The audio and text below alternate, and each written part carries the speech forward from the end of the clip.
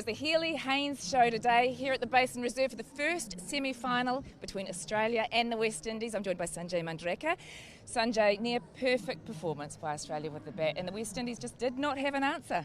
Yeah, it's actually a very rare game in the sense that you've reached the semi-final stage, and you don't often see a team dominate from ball number one and then never sort of look back. You know, there are occasions when the opposition comes back in, or the dominant team starts slowly, but it was like Australia just taking over and just not allowing West Indies to rise. So from over number one, there wasn't even an over where you felt that West Indies was coming back into the game. Just shows, how relentless this team is, and they've just set the bar very high. And any other team that wants to improve in this sport, that's the bar that they've got to look at to reach.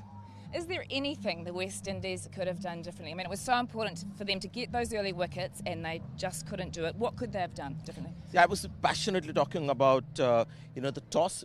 They won the toss, and I had a look at the pitch as well. It was a green top. There was help for the seam bowlers, but I guess West Indies lost a trick there. They didn't believe that the toss was an opportunity for them to surprise the Australians. They had the seaming option, but they played Anisa Mohammed and left out somebody like a Shakira Salman. There's Fraser as well. So they didn't look at the pitch and think, this is a pitch where our fast bowlers can maybe trouble the Australians, get you 2 or 3 early wickets, thereby giving you an opportunity, to maybe give yourself some hope of beating Australia. They went defensive, and you had Connell bowling the 7-2 field. So they lost, I think, an opportunity in, when they won the toss, and a green top was there for them to exploit, which they didn't.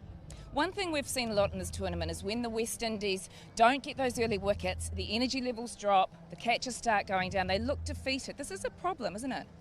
Yes, I think you can say that they're temperamental, they're emotional. India used to be like this in the 80s and 90s. You can see that they were dispirited in the field when Rachel Haynes got out.